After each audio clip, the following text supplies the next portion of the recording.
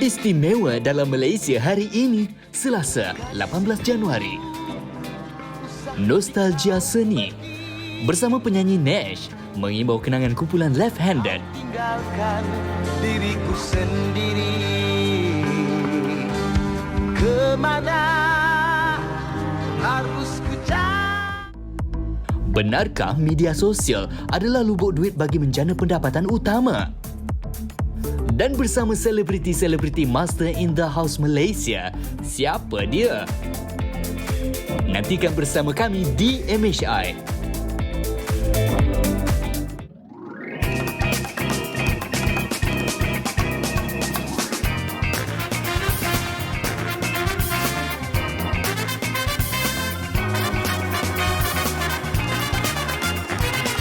Assalamualaikum, selamat pagi semua rakyat Malaysia yang menonton Malaysia hari ini 18 Januari 2022 bersama saya Fariha Ona juga dan juga saya Fazli Fuad. Jadi hari ini merupakan hari cuti umum. Untuk anda yang sedang bercuti, selamat bercuti. Hari ini merupakan hari Taipusam lah kan. Jadi anda yang beragama Hindu, selamat menyambut Taipusam diucapkan kepada anda semua. Jadi izinkan kami pada pagi ini sebagai peneman lah dikala anda cuti dan sebagainya pada pagi ini. Baik. Tadi kita dah tengok beberapa pengisian yang kita akan bawakan sepanjang Malaysia hari ini kan. Antaranya kita akan bawakan Nash Left-Handed dan sebagainya. Kita influencer-influencer juga kita akan kumpulkan di sini. Ada 2 orang akan mewakili daripada community influencer ini dan artis untuk Master in the House Malaysia. Ini dia Fulan Left-Handed. Ini sangat legend lagi. Oh, ini legend. Sangat-sangat legend. Tapi itu saya rindu rambut-rambut yang macam ni. Kalau ada hati-hati sekarang rambut-rambut macam ni. Okey, seperti mana yang dikatakan, kita akan bersama dengan Dato' Nash. Kita tahu Dato' Nash salah seorang daripada selebriti yang terkenal, legend lah kata orang tu kan. Jadi kita nak tahulah perkembangan terkini Dato' Nash kan. Buat apa sekarang? Buat apa kan? Bagaimana dengan perkembangan kumpulan Left-Handed itu sendiri? Baik, apa kata kita mulakan juga sebab kita nak cepat hari ini. Okey. Ini sikit pengisian yang pastinya akan menjadi tumpuan rakyat Malaysia juga berkenaan dengan ni kalau kita pergi travel kan, berjalan nak berlalu tol dan sebagainya, isu berkenaan dengan RFID ni. Ini dah ada kata-kata macam salah macam mana ni, kan selalu kita dah biasa dekat Touch 'n Go, Smart Tag. Awak dah tukar ke? Saya masih lagi kekal Smart Tag dan Touch 'n Go. Sebenarnya memang kalau ikutkan perancangan memang nak tukar RFID ni. Tapi isu ni timbul di mana berlaku kesesakan di beberapa tol disebabkan isu RFID ni, sebab kita tahu bahawa RFID ni merupakan projek rintis. Jadi kalau projek rintis ni kadang adalah mungkin permasalahan yang harus kita kesan dan harus kita tangani. Dan ini berlaku di beberapa lebuh raya di mana RFID tu tak dapat nak detect. Tak dapat baca. Tak dapat nak baca, tak dapat nak kesan kan.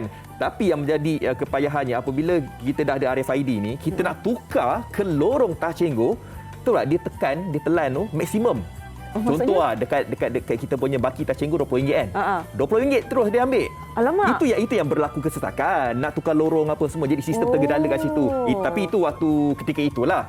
Jadi sekarang ini mungkin dalam proses pembaikan. Dan RFID ini telah pun dimulakan. Dan daripada utara sampai ke selatan ada lebih kurang dalam 183 tol. Jadi kita boleh gunakan. Kadang kita ni nak lalu lebuh raya ni kita guna RFID ni sebab senang. Nak mempercepatkan lorong tu dan sebagainya. Cepatkan lorong kan.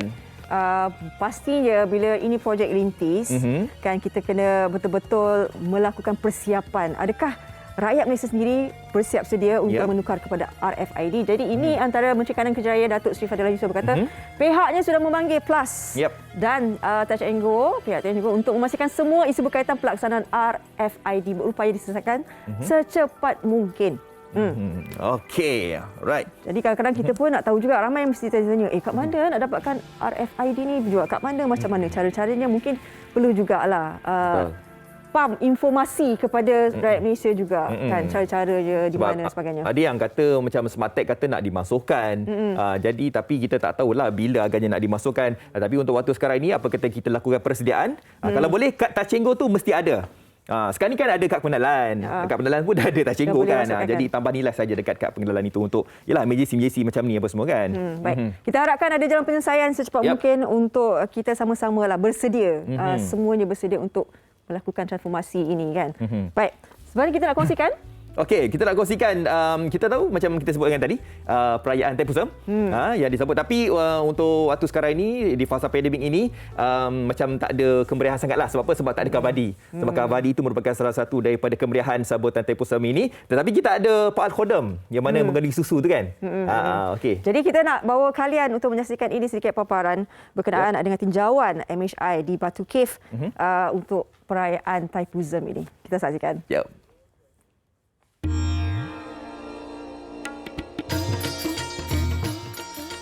Sebelum pandemik melanda, sebarang perayaan atau sambutan pasti disambut meriah dengan kehadiran ratusan malah ribuan pengunjung.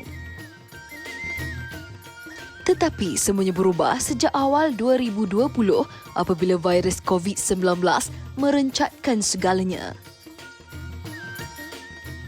Antara yang turut terjejas ialah sambutan perayaan Thaipusam yang biasa diadakan di Batu Cave, Selangor. Pada tahun ini, pengurusan Kuil Sri Subramaniam dan ahli jawatan kuasa menyambutnya dalam suasana norma baharu dengan menghadkan jumlah pengunjung. Jumlah pengunjung maksima hanya 6,000 orang setiap hari, manakala setiap sesi diperuntukkan selama 30 minit sahaja, termasuk dengan proses sanitasi. Untuk kali ini, hanya upacara Palkodam atau junjung belanga sahaja dibenarkan. Namun, pembawa Palkodam wajib berdaftar dengan pihak pengurusan kuil dan akan diberi tag pelepasan.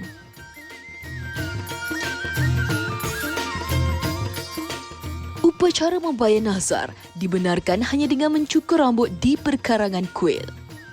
Aktiviti lain seperti upacara memecah kelapa, upacara kavadi serta pengedaran makanan percuma tidak dibenarkan. Tinjauan kru MHI di sekitar kuil mendapati suasana sedikit lengang tanpa kehadiran penganut Hindu yang ramai seperti kelazimannya. Tahun ini Kementerian Perpaduan telah mengeluarkan satu guideline, iaitu mengambil satu tindakan awal dengan mendaftarkan penganut-penganut yang hendak mengambil Palkodam. Penganut ini telah digalakkan untuk mengambil atau membuat online registration through Google Form yang kita sediakan dari pihak pengurusan. Pengurusan akan hantar satu email mengatakan keputusan mereka telah diterima dan diminta mereka ke sekretariat dekat Batu Cave membawa vaksin sertifikat dia ataupun MySejahtera punya application untuk ditunjukkan kepada sekretariat di bawah sini, di mana lepas mereka menunjukkan 2 vaksin tu, baru kita akan keluarkan Palkodam punya tag. Dulu kita macam datang orang ramai and then we can feel the vibe. Tapi masa sekarang I don't really feel the vibe. And then I feel something that is missing. So that's why kita datang on weekend just to see lah. Because I'm scared to come on that particular day sebab takut ramai lagi. And then maybe they block ke, kita pun tadi tak pasti. Sebab ada orang bagi tahu kids tak boleh datang, so dia orang block tadi. So not sure lah exactly what is happening. Perayaan Thaipusam dahulu lain daripada sekarang. Lain kita dulu kita datang, kawadi banyak, ramai orang. Kita macam-macam yang kawadi, macam-macam yang ragam kita boleh tengok. Tapi tahun ini dengan tahun lepas, kita datang, tak ada orang, ikut SOP. Itu merasakan, kita rasa macam susah hati sikit lah. But kita harap tahun depan akan berubah. Saya walaupun ada kesusahan dalam kehidupan kita, tapi kita still follow SOP. Kita dapat capai apapun, kita dapat bantuan, so kita okey lah, still okey.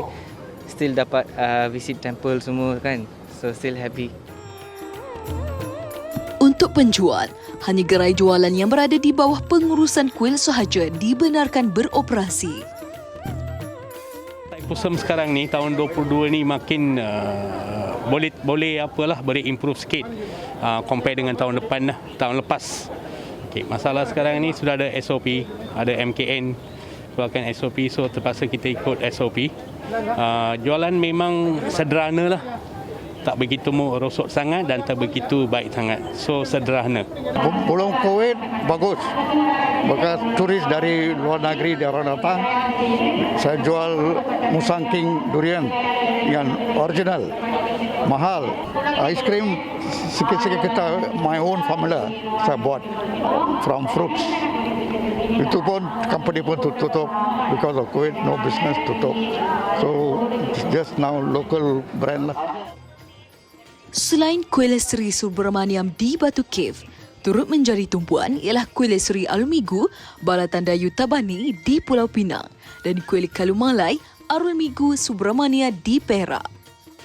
Pematuhan SOP amatlah penting walaupun dalam keadaan masyarakat India yang meraihkan Thaipusam di seluruh negara. Selamat menyambut Hari Thaipusam. Suasana yang sangat berbeza. Yup. Kan kalau kita tahu kalau sehari sebelum Thaipusam pastinya itu penuh lah tu. Jam lah kan. Memang penuh. Saya pun salah seorang daripada orang yang suka tengok perarakan tu. Kalau ada kesempatan biasa saya pergi kat Batu Cave tu. Sebab perarakan Kavadi apa semua tu kan. Tapi ramai di antara penganut agama Hindu tu berpakaian warna kuning. Ya, nampak tak? Parihan meraihkan. Ustaz, macam tau. Kita melihat itu antara keunikan di Malaysia kan. Setiap penganut agama pastinya ada perayaan yang mereka sambut. Tetapi bila kita tengok video tu, baju warna kuning, kenapa dia pakai baju kuning? Mungkin membuat kita persoalan. Tapi nantilah kita akan bertanya dengan rakan-rakan kita kan. Itu sebenarnya mengenali budaya agama yang ada di Malaysia ini. Kita menghormatilah juga bagi mereka hari ini kan. InsyaAllah. Yang menyambutnya kita harapkan dapat menyambut dengan penuh pengertian dan disambut dengan penuh keharmonian kan dalam silang budaya yang ada dekat Malaysia ini. Okey. Baik, kita nak teruskan perkisah MHI.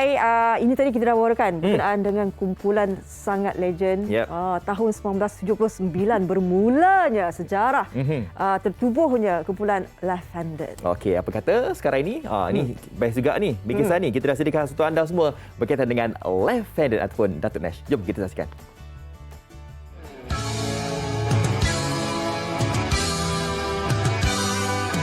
Air mata yang berderai, siapa yang menghapuskan? Ditubuhkan sekitar tahun 1979, nama kumpulan rock legenda Left Handed tidak perlu diperkenalkan lagi dalam kalangan peminat muzik tempatan. Mula dikenali ramai selepas menyertai sebuah pertandingan rock kebangsaan juara rock pada tahun 1983. Nama kumpulan ini diambil bersempena pemain gitar utama mereka, Man Kidal, yang bermain gitar menggunakan tangan kiri. Sejak awal penubuhannya, kumpulan Left Handed sudah beberapa kali bertukar ahli atas sebab-sebab yang tertentu. Vokalis utamanya, Datuk Nasruddin Elias atau Nash, juga pernah meninggalkan Left Handed buat seketika dan bergerak solo sebelum kembali sekitar tahun 1968.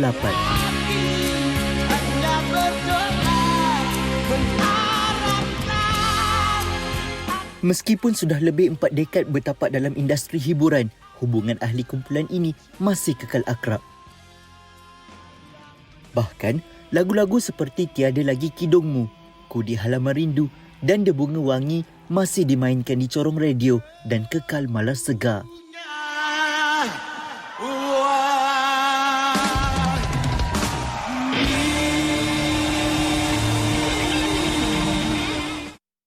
Dapat kuundur masa. Kan? Baik, kita terus bersama dengan salah seorang daripada vokalisnya lah. Yep. Kalau kita tahu sejarah kumpulan Left Handed banyak bukan ganti, tapi nama-nama semua besar. Nama-nama besar. Okay. Kita nak bersama dengan Datuk Nash di talian bersama kami. Maya. Assalamualaikum, selamat pagi. Waalaikumsalam warahmatullahi wabarakatuh. Selamat pagi. Selamat pagi. Leather jacket tu saya nak claim lah. Sehat ke? Alhamdulillah. Alhamdulillah. Terima kasih bersama kami di Malaysia hari ini ya. Okay, kita nak throwback lah. Kan. Kalau dengar Pulau Left Handed ni, kalau kita orang pergi karaoke nyanyi lagu, tak sampai. Ya. Tak sampai. Tinggi nada tu nak tarik. Mungkin kita nak tahu juga bagaimana bermulanya kalian kan membina sebuah empire besar Left Handed ni, Datuk. Okey, bismillahirrahmanirrahim. Assalamualaikum warahmatullahi wabarakatuh. Sebenarnya membukakan sesuatu kumpulan untuk kita dapat mengisi pengisian dalam industri negara kita ini bukanlah satu perkara yang mudah. Kalau dulu sejujurnya saya tak pernah pun lihat studio. Saya tak dapat studio kita nak tengok pun tak dapat, susah nak tengok. Tapi hari ini studio dekat mana-mana pun semua ada. Jadi keindahan untuk kita menikmati the ambience and environment dalam studio tu memang kata orang tu kita sukar untuk kita nak dapat lah.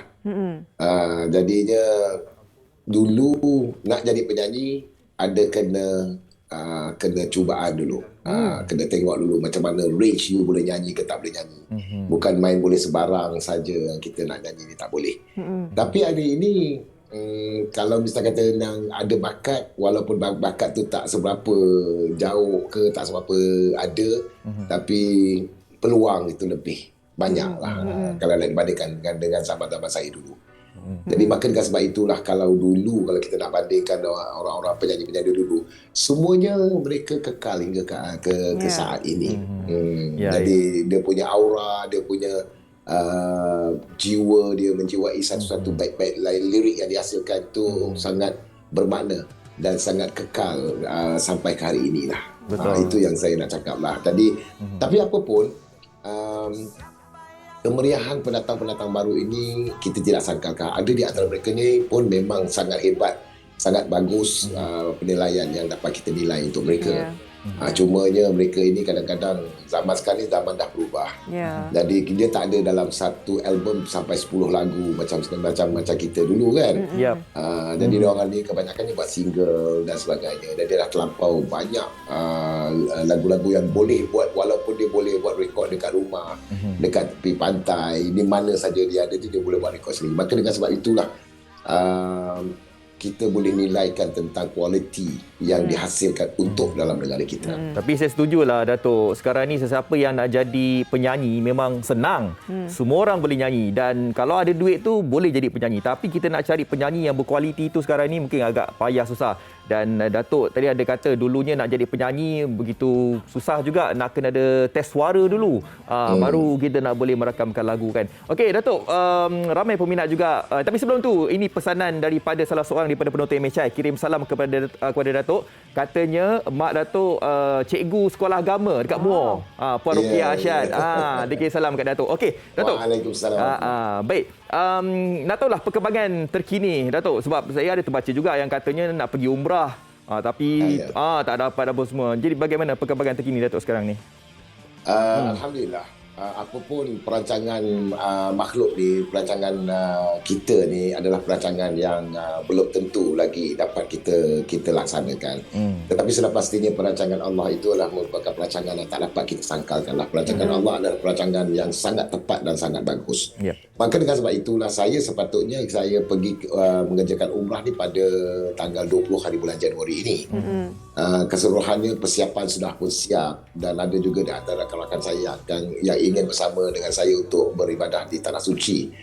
Tapi almaklumlah kepada kita semua sebagai kita tidak dapat untuk mengerjakan ibadah umrah ni kerana kita tidak dibenarkan untuk keluar negara masa inilah atas sebab Omicron, faktor kesihatan macam-macam dugaan cabaran ni kan.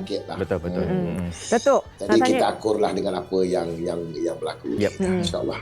Datuk, peminat-peminat nak tanya juga. Kita tahu Lavender ni nama cukup yang besar, cukup megah, legend dan sebagainya. Tapi sekarang ni bagaimana? Hala Tuju Lavender ada lagi ke, dah berkubur ke, ataupun sebenarnya kami je yang tak tahu ni ada aktiviti lain sebenarnya akan diteruskan? Baik, Lavender sekarang ni memang ada perancangan sebenarnya. Sebenarnya sebelum kita dapat musibah COVID ni, perancangan Lavender telah pun dah siap dengan sponsorsnya, dengan dia punya persiapan. Kita pun dah pergi praktis dekat studio yang kita buat khas selama berbulan-bulan. Dan kita dah pun dapat kelulusan untuk 16 tempat dalam negara kita ini, 16 tempat. Tetapi oleh kerana COVID yang melanda dalam negara kita, jadi maka dengan sebab itu kita tak dapat nak laksanakan lah. Dan saya amat rasa macam sangat terharu lah kerana sepatutnya sebab Lavender pun dah buat press conference di venue yang pertamanya ialah di Kota Baru, Kelantan.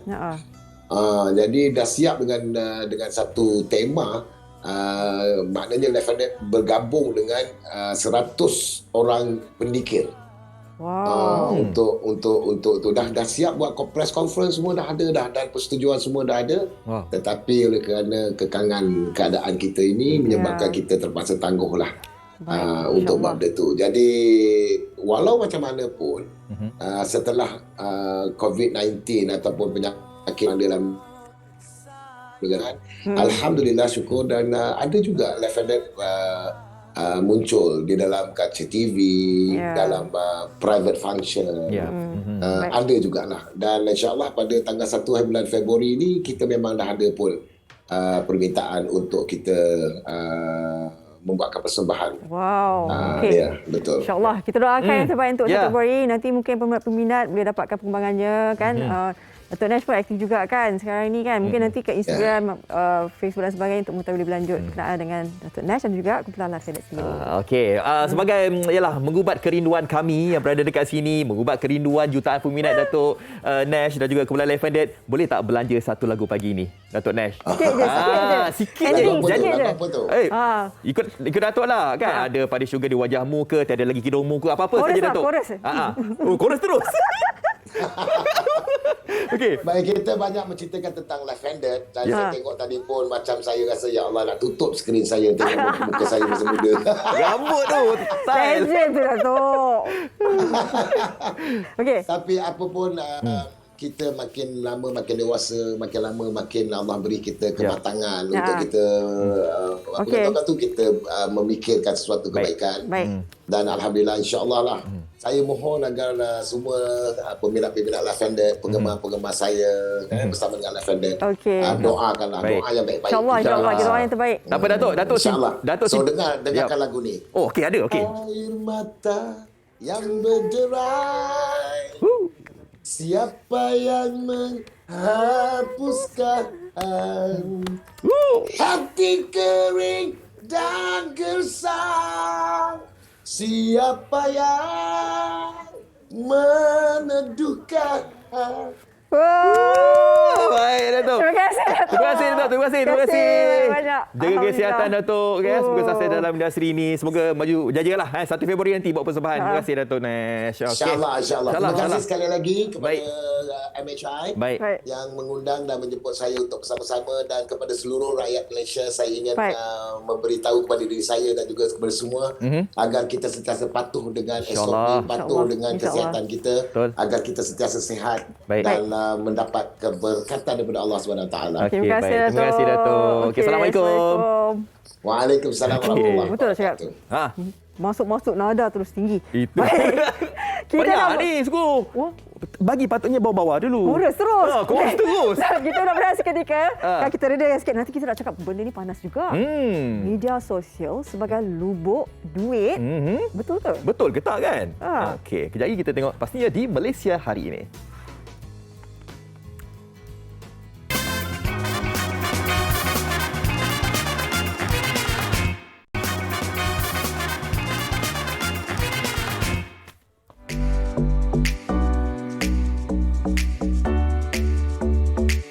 Influencer, individu yang berpengaruh dalam masyarakat melalui platform media sosial seperti Instagram, TikTok, YouTube dan Facebook.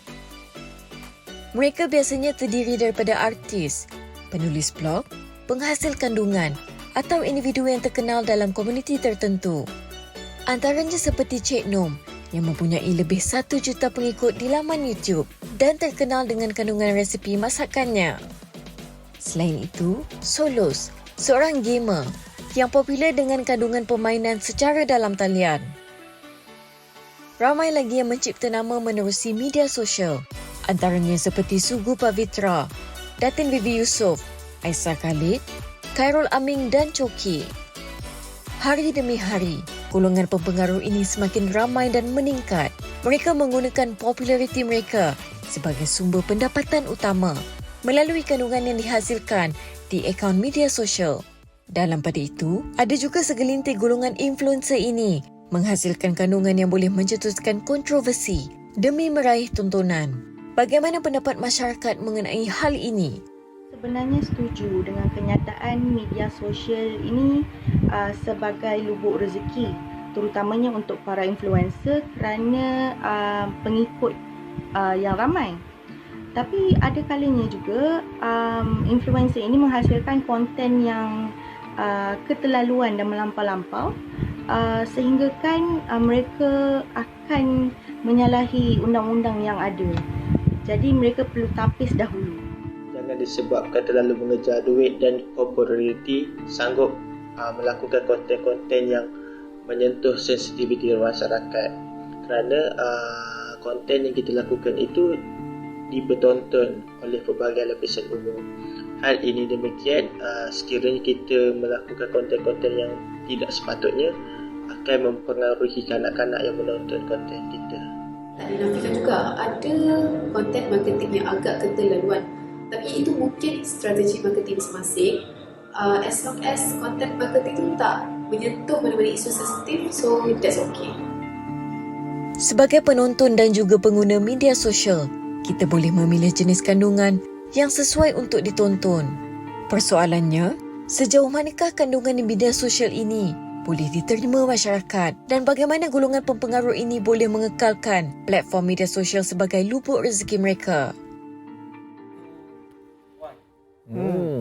Nampak tak kan? Mungkin sebahagiannya bolehlah kita jadikan ianya sebagai lubuk duit kan. Ya. Tapi dalam masa sama juga saya rasa pendidikan itu harus diutamakan juga. Sebab ada yang kata macam alah tak payah sekolah lah, yang penting buat YouTube channel, boleh buat duit, boleh teruskan kehidupan. Itu salah tanggapan tu kan sebenarnya kan. Cuba kita tanya nanti. Nak menjadi pempengaruh media pempengaruh sosial ni tanggungjawab besar tau. Besar. Dia dah menjadi macam duta kepada kan. Apa saja yang dilakukan akan diperhatikan. Jadi kita bersama dengan dua figura yang sangat-sangat popular saya rasa. Popular? Oh, ini kalau Alah tengok kami dia punya YouTube, seorang dia punya subscribers 1.43 juta. Kita kenalkan siapa dia? Ahmad Akil Zulkifli. Pengaruh media sosial dan yang cantik manis ini pun boleh keluar hebat juga.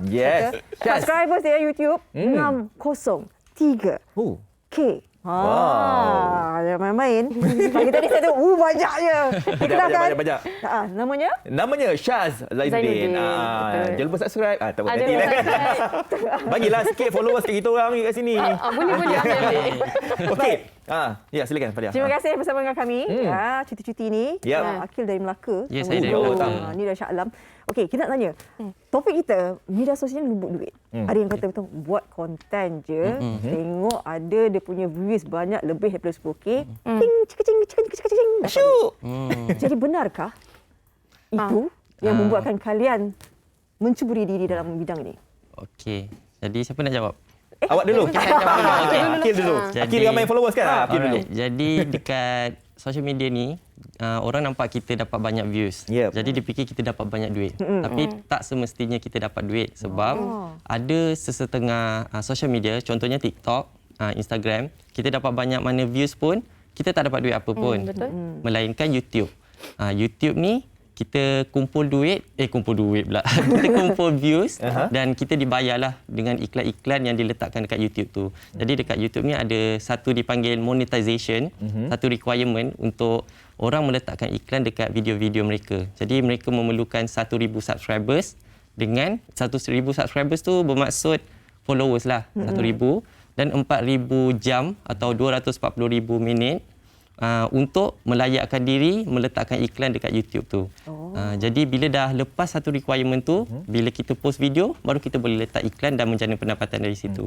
Menjana pendapatan tu sampai sekarang kan dia punya pembayaran tu. Betul. Sebab dia passive income lah. Jadi walaupun kita tengah tidur kan, duit tu setiap hari ada berjalan duit masuk duit tu berjalan. Dia untuk long term investment jugalah. Ya, sebelum tidur akaun lain maunya. Bangun tidur lain. Sebab siapa yang tengok akan dapat kalau kita dapat banyak kumpulkan viewers dekat contoh dekat Instagram, TikTok, dia bagi impression dekat agensi-agensi yang besar untuk letakkan iklan dekat kita. Jadi daripada situ kita dapat sponsor, dapat kempen, dapat promotekan produk-produk, macam itulah. Okey, macam Syaz pula kan, macam Faria pun sebut tadi, ianya merupakan satu tanggungjawab yang besar. Sebagai pengaruh ni kan, untuk nak mempengaruhi followers ataupun pengikut kita dekat laman media sosial. Macam Syaz sendiri mencuburi, saya boleh katakan kejaya lah juga kan dalam industri ini. Jadi bagaimana Syaz melihatnya? Adakah benar ianya merupakan salah satu daripada sumber pendapatan ataupun dalam masa sama juga untuk memberikan dorongan galakan kepada pengikutnya? Kalau bagi saya dulu, saya start dengan YouTube tu sebabnya hobi. Saya nak cari hobi baru. So saya buat ni, saya tak fikir, masa tu tak fikir pasal duit. Okey. So saya start dengan YouTube. Sebab saya dulu fotografer, so just saya nak orang kenal saya sebagai fotografer supaya saya dapat job. Macam tu je. So bila saya dah buat dalam tahun lebih macam tu baru meletup. And then baru saya nampak, dapat duit. Macam, okey. So kiranya saya fikir masa tu YouTube adalah hanya part time. So bila makin lama dikenali, masa mula-mula saya terlalu menjadi diri sendiri. So maksudnya tak ada tapisan. Saya tak sangka budak-budak akan tengok saya. So bila saya dah lama dalam YouTube, baru saya macam, rupanya banyak budak-budak Sebab kita masa dulu, kita umur 19 baru nak buka YouTube. So budak-budak sekarang ni kecil-kecil dah buka YouTube. So bila kita dah ada followers yang tinggi, kita ada tanggungjawab yang besar. Sebab kita buat sesuatu, kita akan mempengaruhi penonton kita. So dari segitu saya fikir, saya tak boleh terlalu menjadi diri sendiri. Maksudnya kita kena, sebelum nak post apa-apa, kita kena berhati-hati. Nak post apa-apa memang kena fikir, bukan 2 kali, 3-4 kali. Kadang kena tanya pendapat orang. Kadang kita dah buat video ni, tanya dulu, okey tak kalau post ni? Sebab kadang masa awal-awal dulu, saya tak fikir sangat pasal benda tu. Sebab suka-suka kan? Sebab suka-suka. So budak-budak mengikut benda yang tak elok. So dari segitu jugalah saya bila orang dikenali, saya dikenali tu. So macam nak buat apa-apa kena fikir lebih sikit. Jadi nak buat konten dah berubah lah sekarang ni. Konten dah berubah dari dulu sampai sekarang dah berubah lah juga. Saya lebih kurang je konten. Cuma dari segi percakapan tu, ayat yang digunakan tu, kita lebih berhati-hati. Perkataan-perkataan yang tak sedap didengar tu kita kena kontrol. Konten yang kita buat tu pun kena yang kalau boleh tu semua orang boleh tengok. Sebab kita bukan budak kecil je, bukan yang sama umur saya je. Mak pak semua tengok, malu. Betul. Kalau tengok ala budak ni kurang cerdik, malu mak bapak kata kita ni kurang cerdik, betul tak? Okey, nak tanya Akil juga. Tadi Syaz kata, sekarang ni yang tengok YouTube ni semua budak-budak kan, umur semua dan sebagainya. Macam Akil sendiri, sebab kita ni tanya kadang-kadang ramai je yang buat konten ni, tapi untuk mendapat viewers yang tinggi dan sebagainya, macam mana kita fikir, macam mana dapat viewers tinggi? Tengok konten macam ni je. Bagaimana Akil strategi tu untuk dapatkan strategi dapat viewers tinggi dan konten tu pun sebenarnya berisi. Jadi sebelum ni Akil cuma membuat konten saja-sajalah. Kita mula-mula daripada suka-suka dan akhirnya jadi satu komitmen harian kita. Jadi tips dia untuk dapat banyak views, kita kena usahalah. Lagi satu, yang pertama usaha. Setiap hari saya postkan video. Saya hasilkan 2 video setiap hari di YouTube. Ada gaming channel dengan YouTube biasalah Akil Zulkifli channel. Jadi sebelum ni saya cuma buat video sebulan dalam 1-2 je kan. Jadi sejak tahun lepas, saya cabar diri saya untuk buat video setiap hari. Saya hasilkan 1 video setiap hari. Jadi dah lebih setahun saya non-stop buat video dan akhirnya membuahkan hasil. Jadi YouTube ni sebenarnya dia ada nampak tau, macam dia nampak effort kita. Kita selalu buat YouTube dan dia akan tolong boostkan sendiri. Jadi sesiapa saja yang nak jadi YouTuber boleh buat video setiap hari dan insya-Allah memang YouTube tu sendiri akan tolonglah sebab dia macam ada orang kata mungkin kita buat video alah tak ada orang tengok pun. Macam saya pun mula dengan macam tu jugalah daripada kosong. Daripada tak ada orang tengok, masa tu post tak ada orang tengok. Dan akhirnya membuahkan hasil lah. Yang penting kita kena usaha buat video dengan ada konten yang menarik. Dan macam saya, video sebelum ni saya lebih ke arah vlogging macam biasa-biasa je. Sebab saya ingatkan saya punya penonton adalah remaja. Tapi lama-kelamaan makin ramai kanak-kanak, budak-budak yang menonton video saya. Jadi daripada situ saya belajarlah banyak benda untuk menjaga percakapan, untuk buat konten yang lebih berfaedah, yang memberikan mereka bukan sekadar hiburan, jadikan juga bagi ilmu. Macam contoh, kita selit-selitkan. Contoh macam kita buat vlogging, tanya dah solat ke belum. Jadi daripada situ kita dapat bagi sedikit ilmu lah daripada hiburan kosong je semata-mata. Kalau dulu kita kat sekolah dulu kita ada pengaruh rakan sebaya kan. Ni korang ni dah ambil watak tu tau. Saya pengaruh rakan sebaya dulu. PRS lah. Saya PRS. Harapnya pengaruh yang baik lah kan. Okey, Akil tidak cakap tentang yalah kita kena ada usaha dan juga kita kena rajin juga kan. Buat video post apa semua kan untuk engagement bersama dengan followers kita. Okey. Kita nak tahu tadi alang-alang Akil pun dah sentuh berkenaan konten. Konten ni kita rasa macam sensitif jugalah sekarang ni sebab kebanyakan daripada viewer ataupun penonton yang suka ni kadang yang ada kontroversi, yang konten-konten yang boleh saya kategorikan hashtag konten sampah lah orang sekarang cakap kan. Tapi sebenarnya konten-konten macam tu pun mempengaruhi juga kan yang mana melihat konten-konten yang dihasilkan oleh pepengaruh ini. Jadi Syaza melihat bagaimana dari segi konten ini? Syaz. Macam mana Syaz? Macam mana? Yelah sebab sekarang ni macam orang banyak buat kontroversi, sosial eksperimen. Jadi kadang kita kan orang Malaysia, adab tu penting. Nak buat konten tu. Macam mana Syaz? Bagi saya memang dari dulu saya tak setuju benda-benda macam tu. Sebab tu bila saya tengok bila orang buat silap, saya ambil itu sebagai pengajaran diri saya. Kita pula jangan buat macam tu. So kadang ni diorang buat kontroversi ni sebab cepat nak cepat naik apa semua kan. So kalau macam saya, walau desperate macam mana pun jangan buat macam tu. So siapa yang baru nak start juga buat YouTube ke ataupun nak naik dekat social media, kena sentiasa berhati-hati sebab rezeki yang kita dapat tu biarlah rezeki yang berkat, bukannya rezeki yang dari kontroversi yang tak elok. Kena jaga juga kan adab sebab kita duduk kat Malaysia. Ya betul, kat Malaysia. Kita bukannya dekat US, UK boleh buat suka-suka hati. Kita kan Melayu. Penuh adab. Kita mengharapkanlah kalian meneruskan bidang ni dengan apa yang kalian cakap tadi, ada integritinya, ada adabnya dan sebagainya kan. Seperti Akil dan juga Syaz masih muda, kalian masih muda. Anak saya tengok ni. Anak saya, kita mak bapak kita risau. Betul. Saya selalu fikir pasal mak bapak. Ayah pun kadang-kadang kenal saya melalui anak-anak.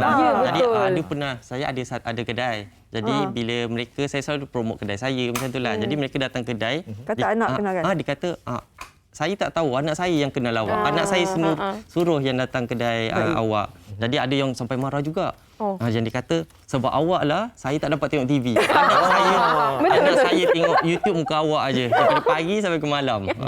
Tentulah. Tak apalah, dah tukar lah. Saya salah seorang daripada dia lah. Jangan marah saya.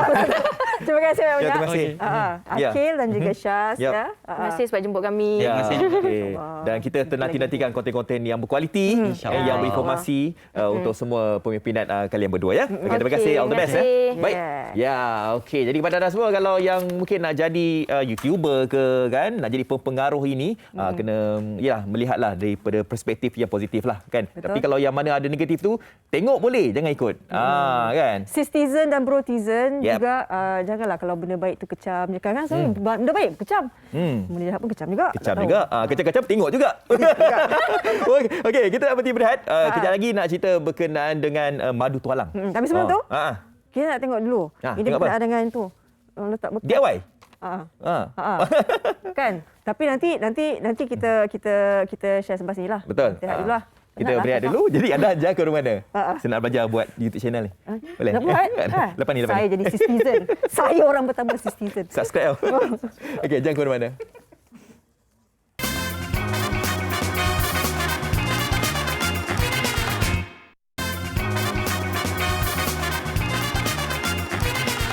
Kini kembali Malaysia hari ini dapat menceriakan, menghidupkan pagi anda. Okey, seperti mana yang dikatakan tadi, kita terus saja nak bercakap tentang madu ini. Macam-macam ada madu tualang, ada madu kelulut dan sebagainya. Tapi waktu ini apa kata kita saksikan, ini dia satu bingkisan khas untuk anda semua berkaitan dengan dunia madu.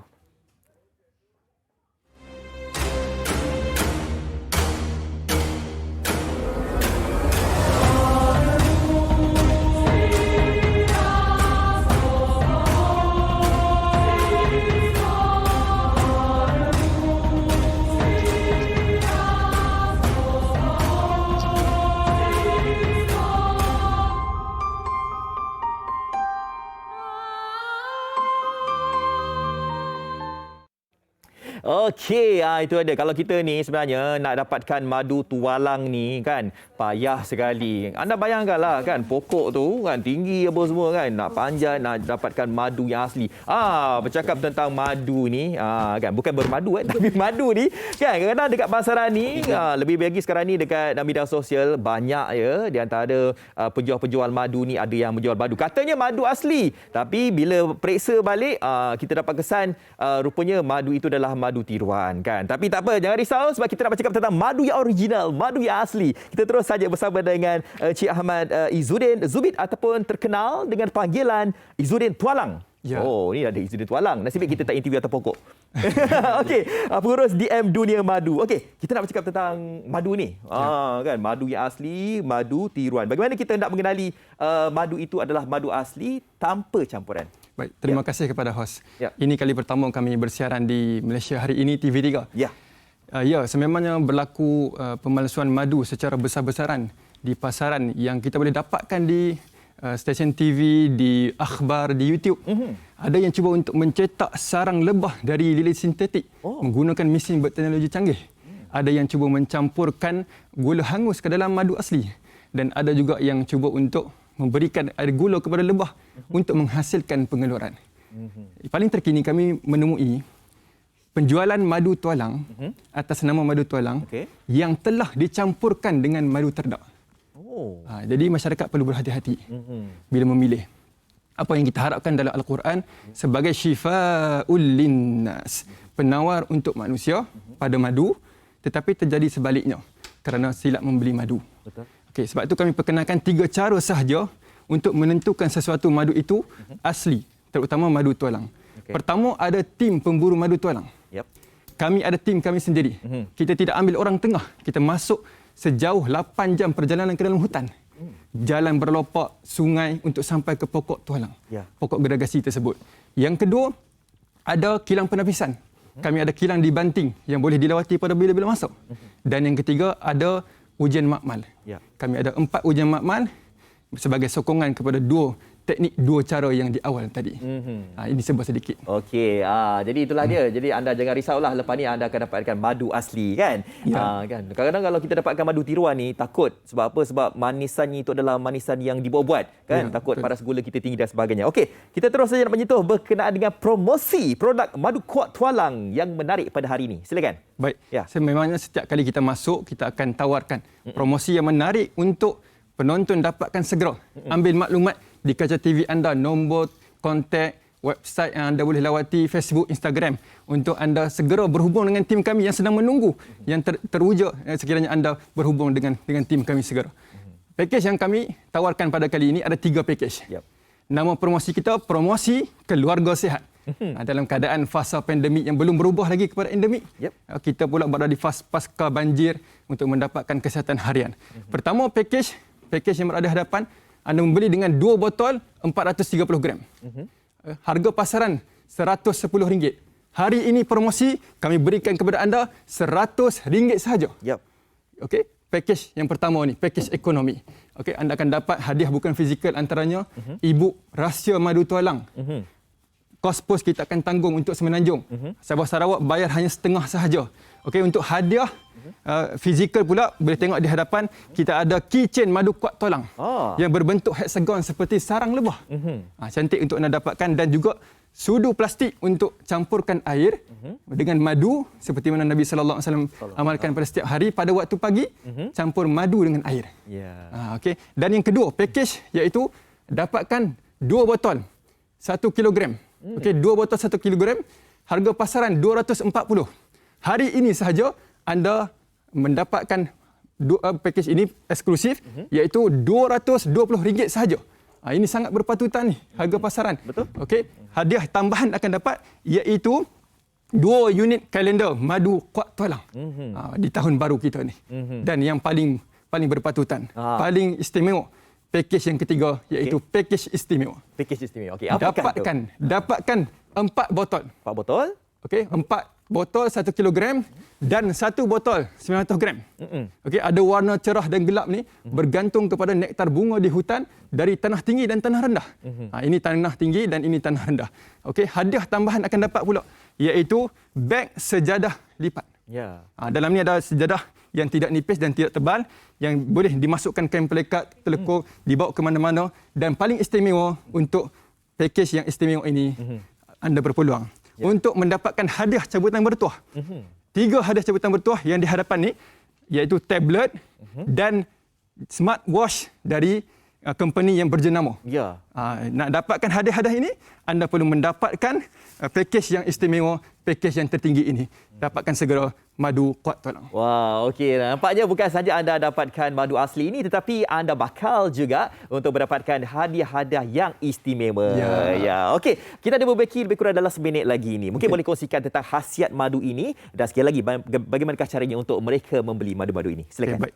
Al-Imam Az-Zuhri menyatakan menurut pengalamannya madu akan mempertajam ingatan. Ya. Sesuai untuk kanak-kanak, untuk kita, untuk menguatkan ingatan kita. Begitu juga dari kajian Sarfaz Ahmed mengatakan bahawa madu mampu meningkatkan sistem imun dan mampu untuk meningkatkan kesuburan lelaki dan wanita untuk orang dewasa, untuk yang pasangan berkahwin dan sebagainya.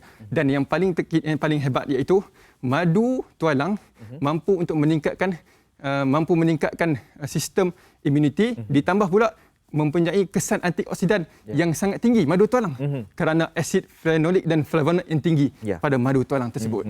Okey, jadi kepada anda semua yang ingin dapatkan madu ini, apa kata anda pergi saja layari laman Sesawang ataupun Facebook, Instagram DM Dunia Madu. Betul? Okey, baik, terima kasih diucapkan kepada Ahmad Izzuddin Zubid ataupun Izzuddin Tualang kerana memberikan kepada kita penerangan berkaitan dengan madu asli ini. Jangan lupa untuk anda dapatkan. Okey, kita nak berhenti berehat. Selepas ini kita nak bersama dengan Master in the House Malaysia. Ada 2 orang yang akan bersama kami di studio. Jadi anda jangan ke mana-mana.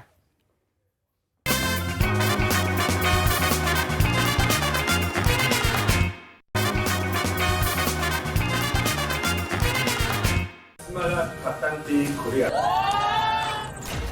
Saya Siti Nurhaliza. Saya Ucap Aslam. Master untuk hari. Go ahead and say it already.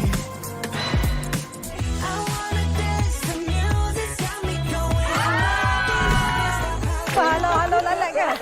Saya tak pernah dengar live Itu kau. Korek. Kalau tengok ni mesti bergelak ketawa lah. Oh, gelak ketawa. Lah. Saya tengok episod yang pertama itu tempoh hari. Satu lagi editing part. Kelakar tau. Kan? Lain daripada yang lain. Master in the House Malaysia. Hari ini kita bawakan ini Korea, dia. ini Korea. Orang Korea ke? Bukan. Tapi no Oppa. Okey, ini Oppa yang kita bawakan, ini Oppa Malaysia. Hel Husaini, selebriti Master in the House Malaysia dan juga Mira Sam, selebriti Master in the House Malaysia. Terima kasih bersama kami. Hello. Terima kasih kerana menjemput kami. Cakap Korea lah. Cakap Korea. Sikit. Annyeonghaseyo. Tu wakil. Kalian 2 minggu di sana Ya. Yes. Hel, cerita sikit pengalaman ni. Okey, pengalaman saya boleh konkludkan untuk Master in the House ni sebab ianya luar daripada comfort zone saya. Comfort zone kami. Dan kalau anda nak tengok bagaimana saya berada di luar bidang saya, anda kena tengok Master in the House. 9 malam hanya di TV3. Hari Sabtu. 9 ke 10? 10. 9 get ready. Pukul 10 start. Yes. Mira pula macam mana? Memang sebelum menyertai program ni memang dah minat lah dengan artis Korea, K-pop dan sebagainya, K-drama semua memang minat lah. Tahulah minat juga. So pengalaman kiranya sepanjang penggambaran Master in the House Malaysia ni semuanya best-best lah, daripada kru-kru and also artis Hale, Andy, Syah and Rose. Alhamdulillah semuanya berjalan dengan lancar, and also one of the best part is bila dapat jumpa koreografer BTS lah, sebab Mira kan sendiri adalah seorang dancer. Yes, so bila dapat jumpa koreografer BTS tu macam satu peluang yang tak ramai dapat kan. So alhamdulillah lah diberi peluang. Okay, tapi Mira sebagai penari, bila kita tengokkan Master in the House Malaysia ni, ini bukan calon program tau. Kan Premier Studios dengan SBS ni, Korea pula. Bila dipilih tu, Mira macam mana? Macam betul ke tak betul ke, ataupun memang tak jangkaan tu? Dia surprise.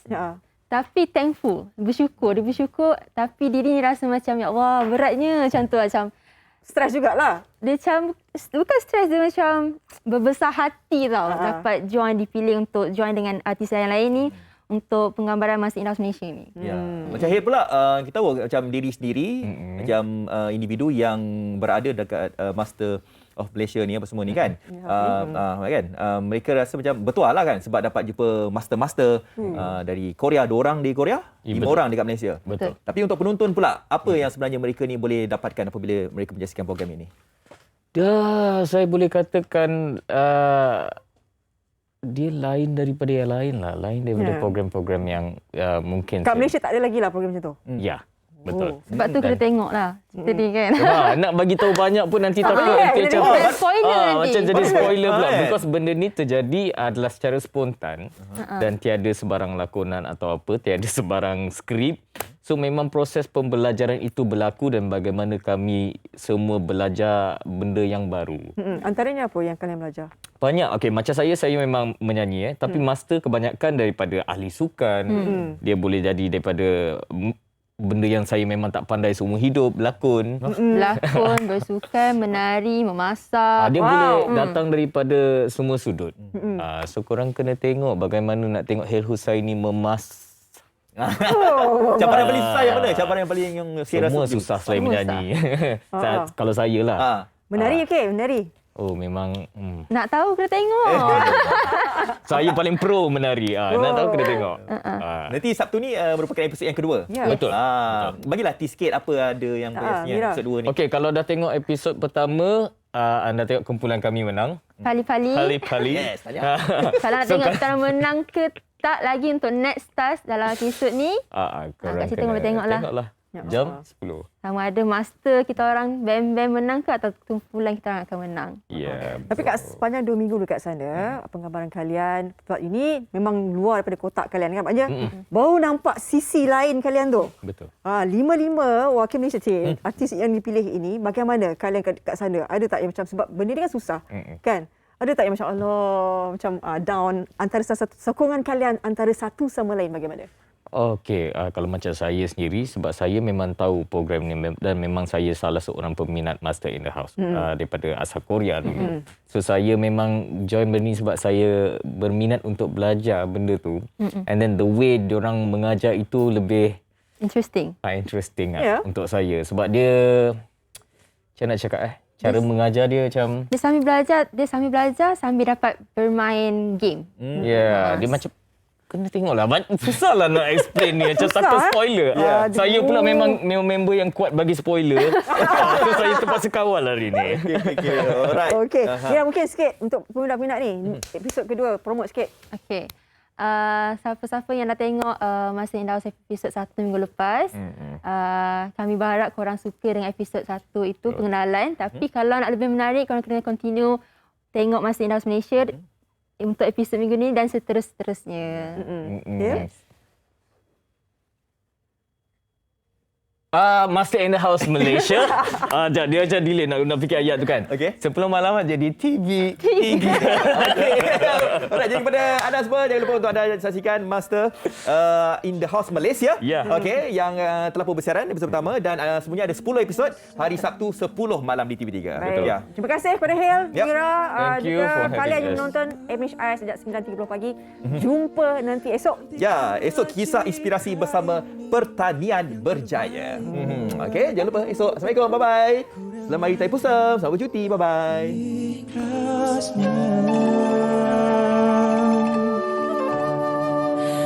Ku rindukan purnamaku, doaku kan bersamamu.